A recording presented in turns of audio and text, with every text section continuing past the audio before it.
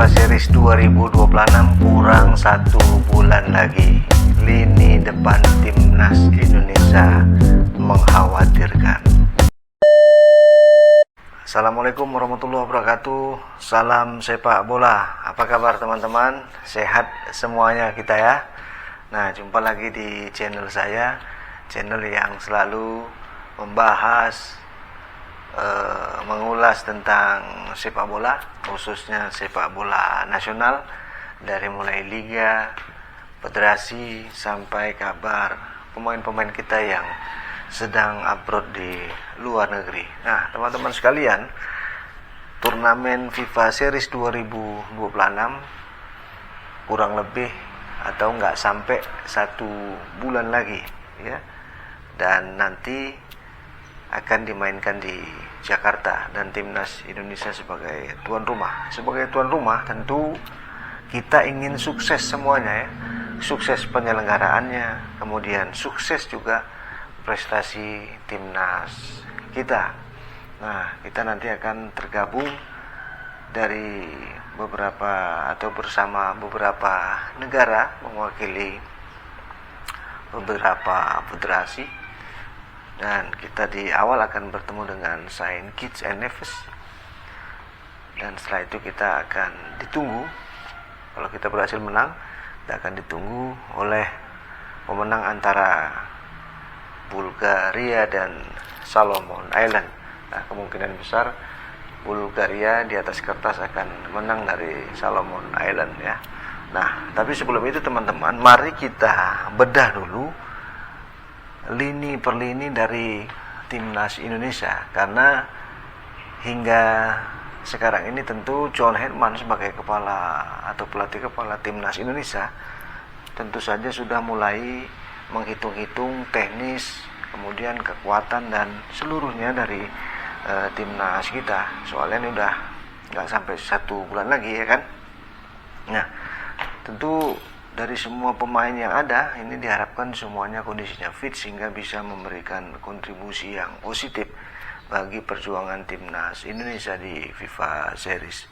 Kita di video ini coba akan bedah dulu lini per lini kekuatan timnas Indonesia, dan dari situ mungkin nanti akan ada pertimbangan-pertimbangan dari kita semua. Silakan nanti kasih komentar di kolom komentar lah ya, ada masukan-masukan, saran-saran dari teman-teman yang mungkin nanti bisa berkontribusi positif bagi timnas kita tentunya. Nah, kita mulai dulu dari penjaga gawang, kiper ya. Untuk posisi kiper saya kira kita tidak ada masalah ya. Kita punya Emil Audero yang bermain cukup bagus bersama Cremonese di Serie A Liga Italia. Bahkan media di Italia menyebut Emil ini sebagai salah satu pemain terbaik di Serie A Liga Italia. Kita juga punya Martin Paes yang baru saja mendapat kesempatan menjadi pemain inti, menjadi pemain utama di klub raksasa Belanda Ajax Amsterdam, dan pada laga debut itu dia menunjukkan permainan yang sangat luar biasa. Kemudian nanti ada opsi lain juga, lapisnya itu ada Hernando Ari yang bermain cukup bagus, ada juga Nadio yang bermain konsisten, dan ada pemain yang terus menunjukkan grafik positif bersama Persib Bandung, Teja Paku Alam ya. Ini juga pemain-pemain yang memungkinkan untuk mengisi slot menjadi penjaga gawang timnas kita di FIFA Series. Artinya untuk posisi penjaga gawang timnas kita tidak ada masalah, semua bermain bagus bersama klubnya. Kemudian kita geser lagi ke pemain bawah ya. Kalau kita asumsikan John Herdman akan pakai pakem biasanya yang sering dia buat di timnas Kanada, formasi 3-4-2-1 atau 3-4-3, kita kemungkinan berarti punya 3 fullback selama ini yang sering diperankan oleh Joe Idjes, Rizky Ridho dan Justin Hubner ini juga tidak ada masalah. Mereka semua bermain bagus, bermain apik di klubnya masing-masing. Bahkan El Capitano Joe Idjes terus menunjukkan grafik yang sangat luar biasa bersama Sassuolo di Liga Italia ya. Bahkan sekarang dia dikait-kaitkan oleh klub besar, klub AC Milan ya. Kemudian Rizky Ridho juga permainannya semakin hari semakin bagus, semakin dewasa, semakin matang bersama Persija Jakarta. Kemudian Justin Hubner ini sedang gacor-gacornya ini anak ya. Apalagi dia baru mencetak gol bersama klubnya Fortuna Sittard di Liga Belanda ya, baru membuat gol dan dia secara mental, secara performa juga sedang bagus-bagusnya. Nah, nama lain di posisi itu kita punya Jordi Amat yang ini syarat pengalaman, kemudian permainannya juga meskipun umurnya sudah 33 tahun tapi dia tetap menunjukkan kontribusi yang sangat bagus baik secara mental maupun secara fisik. Nah, kemudian di situ posisi itu juga kita punya Mads Hilgers ya. Hilgers saat ini posisinya sudah sembuh dari cedera dan sudah mulai mendapat tempat di klubnya di FC20 di Liga Belanda. Bahkan sekarang dia mulai dikait-kaitkan dengan raksasa Belanda ya, Feyenoord. Ya, mudah-mudahan ini transfer yang akan datang ini Hilgers bisa betul-betul menjadi bagian skuad Feyenoord ya. Feyenoord ini kan sebagaimana kita tahu klub besar ya, klub yang punya sejarah di Liga Belanda. Kemudian di posisi itu kita masih punya si anak hilang ya, yang kemungkinan besar nanti akan kembali. Siapa dia? Elkan Bagot. Elkan Bagot juga sekarang sudah mulai mendapat kepercayaan di klubnya di FC Thorn dan sampai sekarang dia belum dipinjamkan ke klub lain ya. Biasanya kan dia dipinjamkan. Nah, hari ini dia belum dipinjamkan dan kemungkinan dia akan mendapat tempat di skuad utama di Ipswich Town dan tentu saja ketika dia kembali dipanggil oleh pelatih timnas dia bisa memberikan kontribusi yang positif. Untuk di posisi fullback sepertinya timnas kita juga tidak ada masalah. Kemudian kita geser ke back kanan kiri ya, pemain sayap kanan dan kiri. Di posisi kanan kita punya Kevin Dix. Ini juga sedang bermain bagus-bagusnya di Gladbach, klubnya di Liga Jerman ya.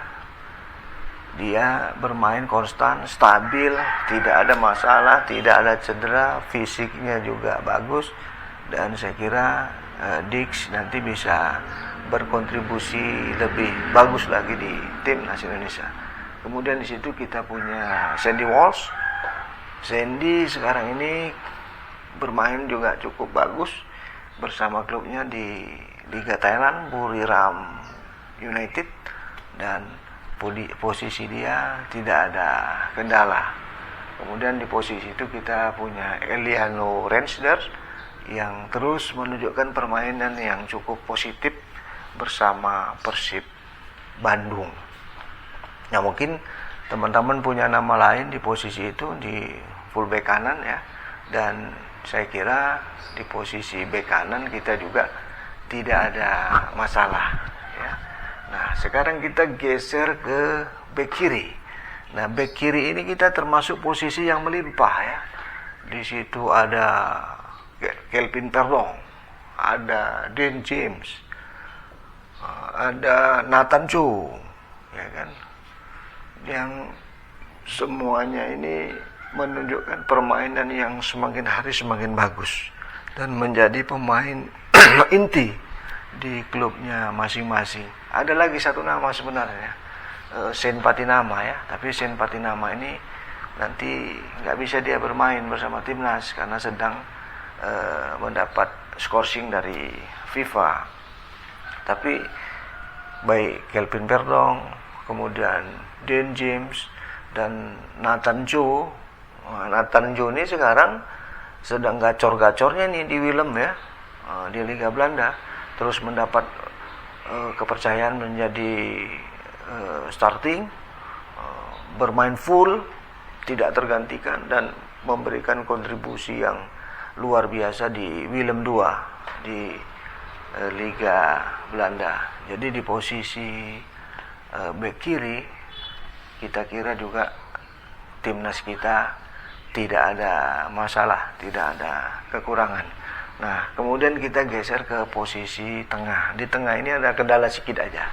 Ya, kita tentu saja tidak bisa memainkan Tom Hai karena Tom Hai bersama Shane Patinama ini mendapat scoring dari FIFA tidak boleh bermain bersama timnas Indonesia sebanyak 4 kali. Ini buntut dari kejadian saat timnas Indonesia berhadapan dengan Irak di kualifikasi Piala Dunia yang lalu. Tapi di luar Tom Hai, semuanya pemain kita di posisi tengah ready, tidak ada masalah. Joy Pelopesi terus menunjukkan grafik permainan yang bagus, tampil stabil bersama klubnya di Liga Belgia. Kemudian posisi Tom Hai nanti bisa diisi oleh Ipar Jenner yang sekarang sudah mulai mendapat jam terbang, mendapat menit bermain sejak pindah ke Super League. Kemudian kita punya juga posisi pemain di posisi itu seperti Ricky Kambuaya yang semakin hari semakin matang, semakin menunjukkan permainan yang berkualitas. Dan di posisi itu mungkin John Hetman punya opsi-opsi lain yang memungkinkan bisa menjadi daya tambah bagi skuad timnas Indonesia. Kemudian dari posisi tengah kita bergeser ke posisi depan, teman-teman ya. Di posisi depan kita mulai dari sayap kanan kiri dulu. Di posisi sayap kita kira juga timnas kita nyaris nggak ada masalah ya. Emiliano Jonathan ya terus mendapat kepercayaan dari pelatihnya di Excelsior, selalu tampil bagus dan memberikan kontribusi yang positif bersama timnya. Kemudian kita punya juga pemain sayap yang lain, ada Rafael Strike, kemudian ada Egy Maulana Fikri, kemudian mungkin ada opsi lain Adrian Wibowo yang bermain di MLS Liga Amerika. Kemudian mungkin juga kalau nanti proses naturalisasi Ciro Alves bisa selesai tepat waktu, selesai sebelum FIFA Series, Ciro Alves yang bermain bagus bersama Maluku United juga bisa menjadi opsi tambahan bagi John Hetman untuk memperkuat lini sayap dari pemain timnas kita. Jadi secara umum posisi sayap kanan kiri pemain timnas kita tidak ada masalah. Eliano juga bisa diperankan menjadi pemain sayap. Belum lagi ada pemain lokal Sayuri, dua Sayuri mungkin bisa juga melapis dari posisi sayap itu. Nah, dari situ kita geser ke posisi lini serang ya, lini depan kita. Lini yang diharapkan tampil gacor, memberikan kontribusi positif dan mencetak gol kemenangan tentunya. Nah, justru di posisi ini kita yang agak bermasalah ya. Di posisi itu ada beberapa nama-nama yang sangat ya kita sudah tahu lah ya. Misalnya ada Ole Romeni. Nah, Ole ini teman-teman, Ole ini secara fisik kebugarannya juga tidak ada masalah ya. Dia sedang fit, kebugarannya tidak ada masalah, tapi permasalahan Ole ini sampai sekarang dia belum pernah mencetak gol di divisi Championship Liga Inggris. bersama klubnya Oxford United belum mencetak 1 gol pun. Ya, dia setiap Oxford bermain selalu mendapat kepercayaan meskipun memulai pertandingan itu dari bangku cadangan. Jadi sampai sekarang di pekan yang ke berapa ya, 12 atau berapa, dia belum pernah mencetak gol sama sekali bersama Oxford United. Ini tentu menjadi masalah Ole, dan mandulnya dia di Oxford itu jangan pula tertular di timnas kita ya. Nah, selain Ole kita punya Ragnar. Nah, Ragnar ini lebih apalagi ya, kondisi Ragnar ini kebugarannya sekarang sedang diragukan. Bahkan sangat dimungkinkan Ragnar ini tidak akan dipanggil oleh John Hedman ke timnas untuk turnamen FIFA Series karena kondisi kebugarannya sangat tidak tidak menjanjikan ya. Kondisi kebugarannya itu bermasalah, gitulah ya. Nah, di posisi itu kita punya nama lain lagi ya, sebut saja Mauro Zylstra. Nah, ini kan pemain ini masih muda, tadinya dia ini menjadi harapan baru ya untuk menjadi pelapis yang sepadan buat Ole dan Ragnar. Tapi ternyata sudah beberapa kali dia dicoba baik di timnas senior maupun timnas kelompok umur, juga dia sampai saat ini belum memberikan kontribusi yang positif, bahkan belum pernah mencetak 1 gol pun bagi timnas Indonesia. Sekarang dia bermain di Super League bersama Persija. Dia juga menjadi pemain cadangan dan belum mencetak 1 gol pun di Super League. Jadi ketajaman Mauro Zylstra ini sangat diragukan untuk bisa mengambil tempat utama di timnas Indonesia. Nah, kita juga punya opsi lain sebenarnya di posisi juru gedor itu ya. Kita punya pemain muda Jens Reven, meskipun dia saat ini bermain cukup bagus di Bali United. Setiap kali dia dikasih kepercayaan oleh pelatihnya, dia bermain bagus, bahkan mencetak gol. Nah, tapi untuk bersaing di timnas senior sepertinya Jens Reven ini butuh waktu ya, butuh proses supaya dia bisa bersaing mendapatkan tempat di timnas Indonesia. Masih butuh waktu lah, masih butuh jam terbang lah gitu ya. Tuh. Kemudian di situ sebenarnya kita punya pemain lama ya yang dulu menjadi pemain yang selalu diberi kepercayaan oleh pelatih timnas sebelumnya, Sintayong ya. Siapa itu? Dimas Derajat. Nah, kita punya Dimas Derajat di posisi itu sebenarnya, tapi Dimas juga belakangan ini sudah mulai menurun performanya ya. Dia di klubnya di Malut United juga ya, selalu menjadi pemain cadangan. Kemudian kontribusi dia mencetak gol juga sekarang sudah mulai minim. Jadi Dimas ini juga menjadi kalau dipanggil lagi mengisi slot striker timnas itu ya begitulah kondisinya, kurang menjanjikan juga ya. Termasuk juga Ramadan Sananta ya sebenarnya yang saat ini bermain bersama DPMM ya, DPMM di Liga Super Malaysia ya. Di awal-awal dia memberikan harapan yang bagus juga bermain di Malaysia ya, tapi belakangan sudah mulai nggak tajam juga dia, bahkan tempatnya sudah mulai tergeser oleh pemain lain. Jadi itulah teman-teman ya, dari lini per lini kekuatan timnas kita dari mulai bawah sampai hanya di posisi pemain depan lah kita yang sangat mengkhawatirkan, yang perlu menjadi catatan utama dari John Hedman agar timnas nanti bisa tampil bagus dan seluruh pemain, khususnya para pemain depan ini bisa memberikan kontribusi yang positif.